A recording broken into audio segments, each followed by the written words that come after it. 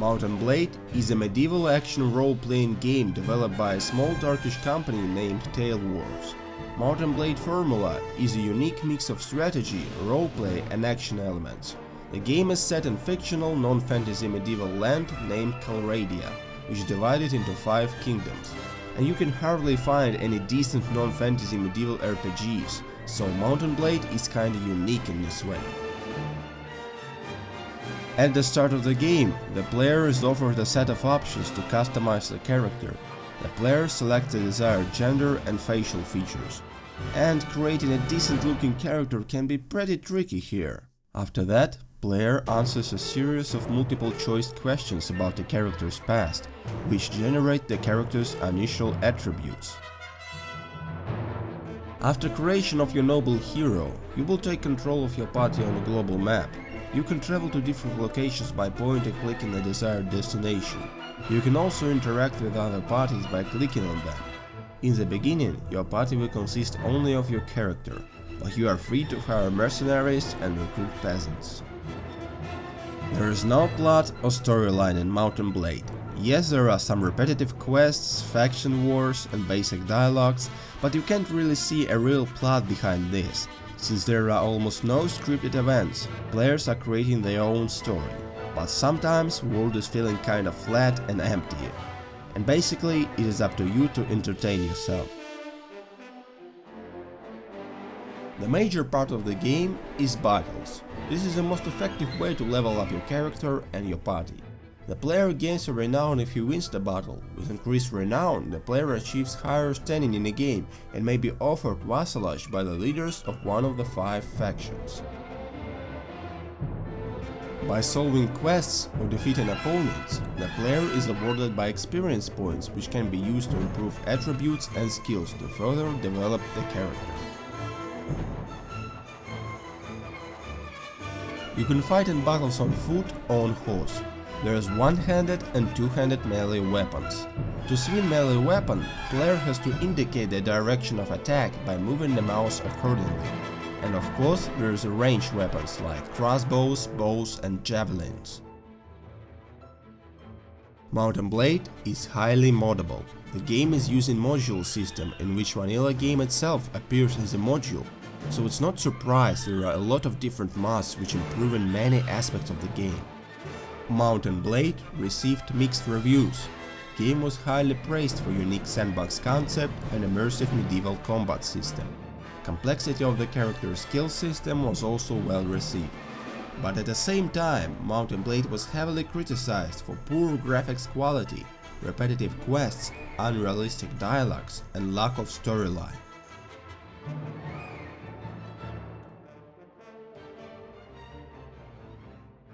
Mount & Blade Warband expands on the original game by introducing a new faction, increasing the political options and allowing players to start their own faction.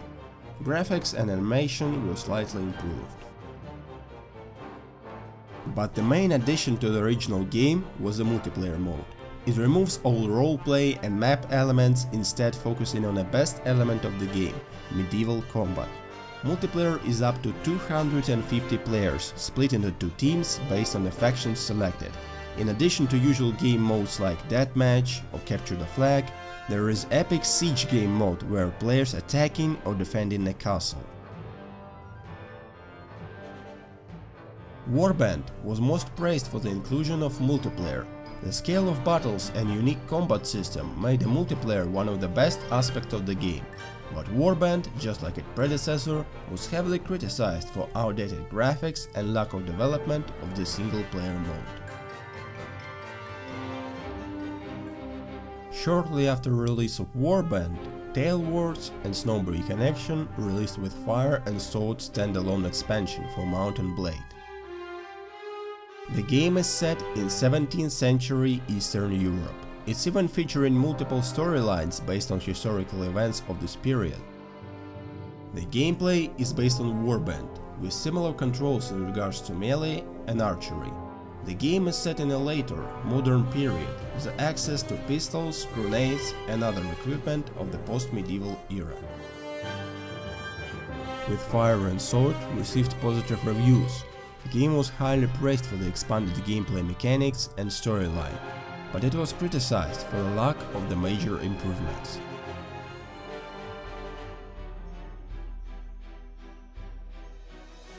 After success of Warband multiplayer mode, Tailwords and Flying Squirrel Entertainment released a multiplayer-only expansion called Napoleonic Wars. It features historical battles from the Napoleonic era with over 200 unique historical units, destructible environments and 5 selectable nations. There are also community-organized events that pit player-created regiments against one another in first-generation warfare. Most of these regiments are based on actual regiments from the Napoleonic Wars. The regiments work together to create organized events, such as line battles and sieges. Napoleonic Wars received very positive reviews. It was highly praised for refreshing and unique gameplay in a setting of 19th century. Many reviewers called it more than DLC, but a self-contained game. Viking Conquest is the second expansion for Warband. It's featuring both single-player and multiplayer modes. Viking Conquest is set in Dark Age Britain. There is a story mode, where the game is based on history and a player's choice will affect the outcome, and a sandbox mode, which is similar to the original game.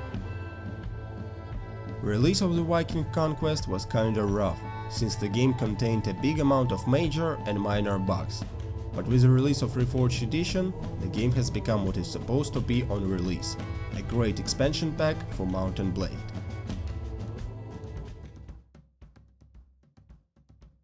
Officially, Blood and Gold Caribbean is not the part of the franchise, but basically it's a Warband-based game about pirates. At the same time, Caribbean is very different from original Mount and Blade. There is naval battles, fleet management, minigames, new side missions and improved skill system. Release of this game was rough as well, since developers rushed this game out of early access, but after some time they re-released it like a new game, free for owners of original. And it's pretty playable now, but still, many players were disappointed by major bugs still persisting in the game.